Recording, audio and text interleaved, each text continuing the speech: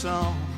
That's why I sing all the time. What if I told you that some of the greatest soul records ever pressed onto vinyl are sitting in crates right now, completely forgotten? Not because they weren't good enough, because of timing, because of label politics, because the music industry in the 1970s was a machine that chewed up brilliance and spit it out the moment it stopped being profitable. 1972 was one of the richest years soul music ever produced. There's probably a lot of you girls out there. Stevie Wonder was reinventing what a record could sound like. Al Green was at the absolute peak of his powers. The Temptations, Aretha Franklin, Marvin Gaye, all of them untouchable. But underneath those giants, there's another layer. 10 artists who, for one brief moment, touched something extraordinary. 10 songs that climbed the charts, captured millions of ears, and then vanished.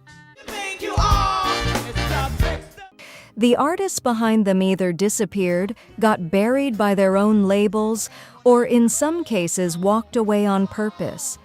By the time we get to number 1, you're going to hear a story so strange, so layered, that you'll wonder how it's not common knowledge. And every single entry on this list is real, verified, documented, the kind of story that gets stranger the deeper you dig. So stick with me, because once this list gets going, it doesn't let up. Let's start the countdown. Gold song, nothing in the world. Number 10. Picture this, a song that wasn't even written for the artist who made it famous. Years earlier, another group recorded it, released it, and it went absolutely nowhere. Dead on Arrival. The kind of failure that usually means a song is buried forever, except it wasn't. A few years later, a different band, a group of session musicians who'd been kicking around without much direction, picked it up, slowed it down, gave it this warm, almost lazy, late-night groove. And something about that version just worked. That song is Dancing in the Moonlight by King Harvest. In 1972, it climbed all the way to number 13 on the Billboard Hot 100. It's got this loose, golden, summer evening on a porch feeling, the kind of song that sounds like it's not trying at all, which is exactly why it's so good. And here's the thing about King Harvest. This was it. This was the moment.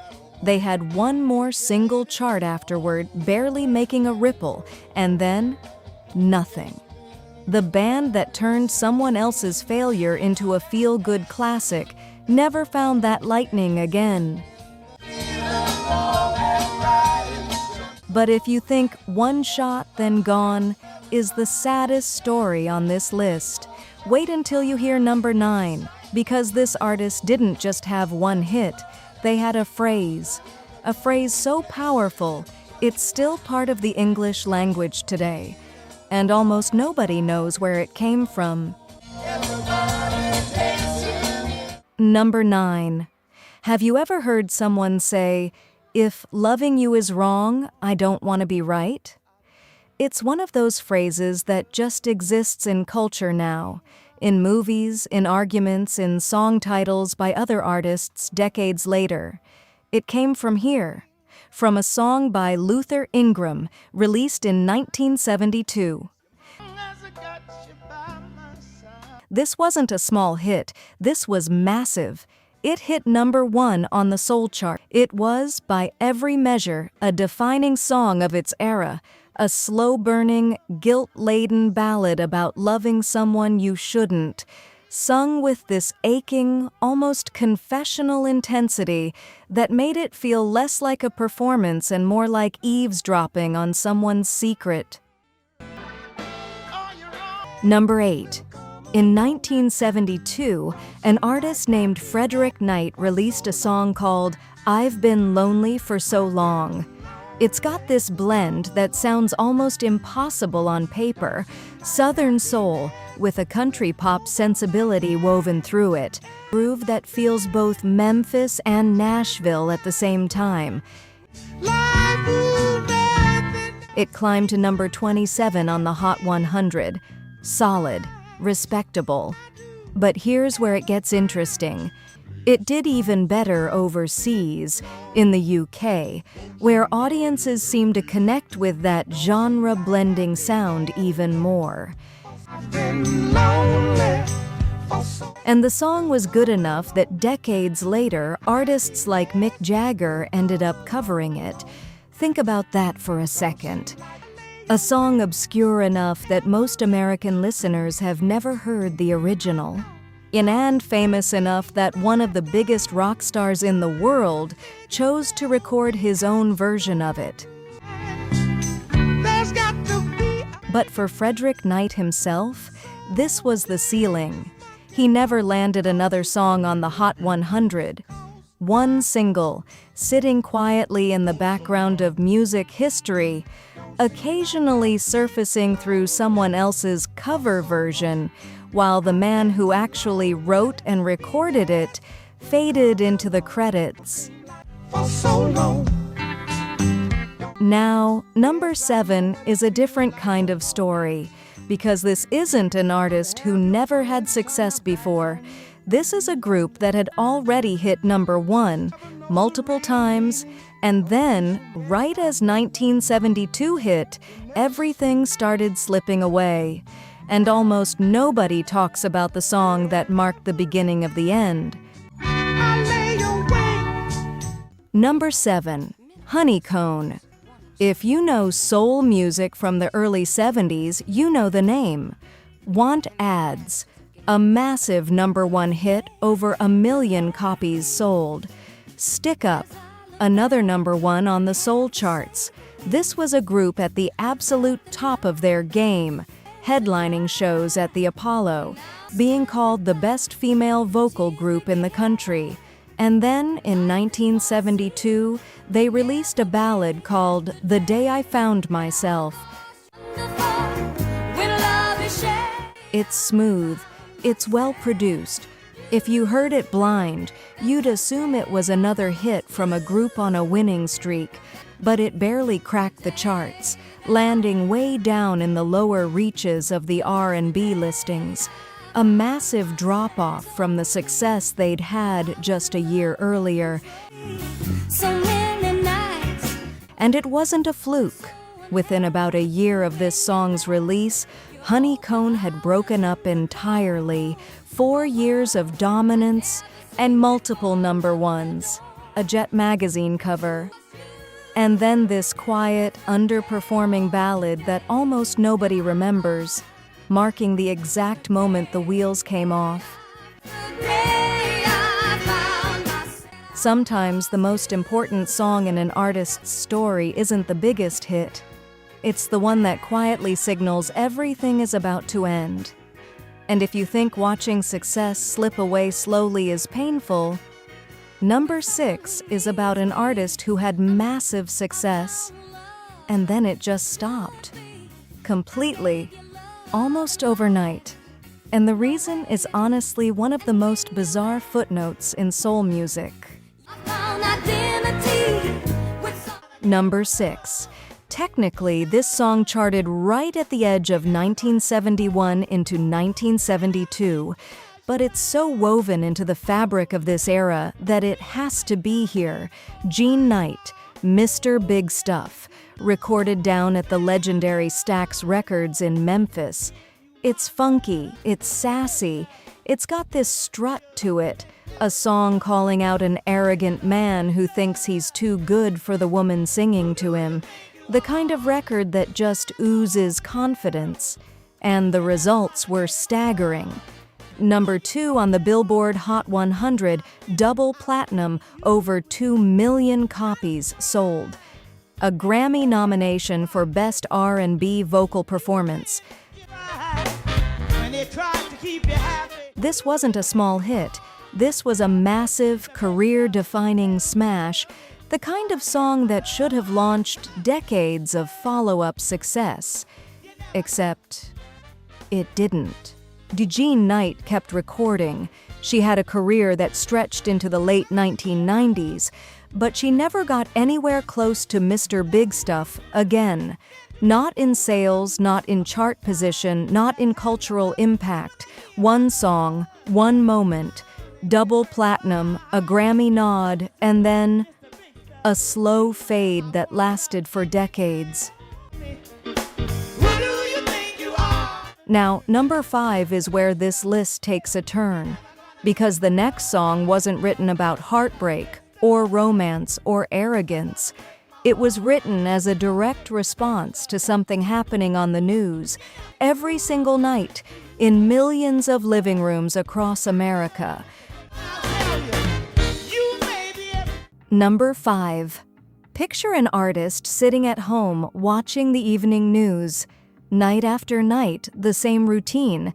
The anchor reads off the day's death toll from Vietnam, like it's just another statistic. And something about that finally breaks through. That's how Timmy Thomas wrote, "Why Can't We Live Together?" And here's what makes this song so haunting. It's almost nothing. Just his voice, an electric piano, and a drum machine. That's the entire arrangement. In an era of lush string sections and full horn arrangements, this song is stripped down to its bare bones. And that emptiness is exactly what makes it hit so hard. It sold over 2 million copies, and its influence didn't stop in 1972. It's been sampled constantly in the decades since, including by Drake on Hotline Bling. That hypnotic, the minimal groove you've heard in a 2010s pop mega hit, it traces directly back to this 1972 anti-war anthem. But Timmy Thomas himself never had another hit of that size. He kept working, eventually moving behind the scenes into production, but the song that was sampled by one of the biggest artists of a future generation never gave its original creator another moment in that spotlight. Number 4 is the song most people think they know everything about. But there's a detail about what happened after this song that most fans have never heard. And it might be the most one-hit wonder story on this entire list. Number 4. Billy Paul, Me and Mrs. Jones. If you know one song from this entire list, it's probably this one. A smooth, jazzy Philadelphia soul masterpiece about a man caught in an affair, meeting Mrs. Jones in secret every day, same cafe, same time. It's one of the defining records of the Philly soul sound. And it didn't just do well. It went all the way to number 1 on the Billboard Hot 100, the entire chart, not just the soul side. It won a Grammy. It is, by any definition, an iconic, legendary song. Here's the part most people don't know. But it's much too strong. Billy Paul released 15 albums across his career. 15. A man with serious, sustained output, deep talent, and the backing of one of the most powerful soul labels in the country. And after Me and Mrs. Jones, he never cracked the top 30 again. Not once. Across 15 albums. Think about the gap there. A number 1 hit, a Grammy, true legendary status, and then a wall. Not a slow decline, a wall. One song reached the absolute summit of American music, and everything else this incredibly talented artist ever made stayed below it. That's not bad luck. That's something closer to a ceiling built directly into the music industry itself, where lightning strikes once, and then the door quietly closes, no matter how much talent walks through afterward. Number 3 is going to feel familiar the moment I describe it, because it's one of those songs. The kind that's been covered, sampled, and quoted for 50 years. But almost nobody knows it only happened once. Number 3, The Chi-Lites, Oh Girl. Written by the group's lead singer, Eugene Record, this is one of the most aching breakup ballads ever recorded. That harmonica intro alone is instantly recognizable, even to people who couldn't tell you the song's name. To give me love when I... And here's the thing about the Chi-Lites. They weren't a one-hit group overall. They had other hits before this and after. But Oh Girl? This was their only song to ever reach number 1 on the Billboard Hot 100, the single peak of their entire career in either direction. It's been covered repeatedly, sampled constantly.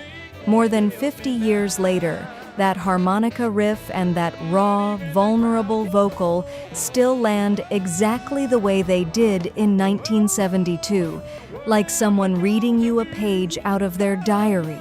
And girl, I feel so... One number 1. In a career full of hits, and only one of them ever reached the very top. And it's the one still being discovered by new listeners, generation after generation. Now, number 2. This is where things get genuinely strange. Because the artist behind this song wasn't even primarily known as a soul or R&B artist. He came from a completely different world, and this song, is the only time he ever appeared on the mainstream pop charts. Period. In his entire career. Number 2. Lou Reed. If you know music history, you know that name from the Velvet Underground, one of the most influential, critically worshipped bands in rock history. Reed is a legend, a cult figure, the kind of artist who shaped decades of music that came after him. And in 1972, he released Walk on the Wild Side. In the back room, honey, she was everybody's darling. This song is a strange, soulful, almost spoken word stroll through New York's underground. Characters, scenes, a saxophone line that just glides. For 1972, the subject matter was shockingly frank, the kind of thing that almost never made it onto mainstream pop radio. And yet, it did. It climbed to number 16 on the Billboard Hot 100. Here's the detail that should stop you in your tracks. That's it. That's the only entry Lou Reed ever had on the Hot 100.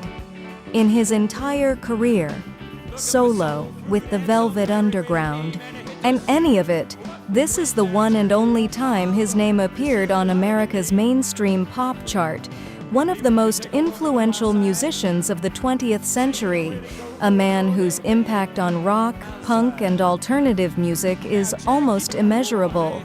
And on the actual pop charts that millions of casual listeners were watching, one song, one single entry, ever.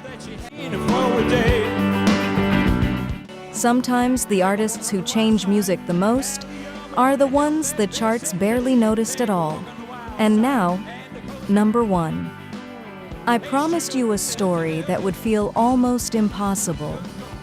And this one might be the strangest entry on the entire list, because it's not even a soul artist in the way you'd expect. It's a genre-bending moment that most soul fans have never even heard of.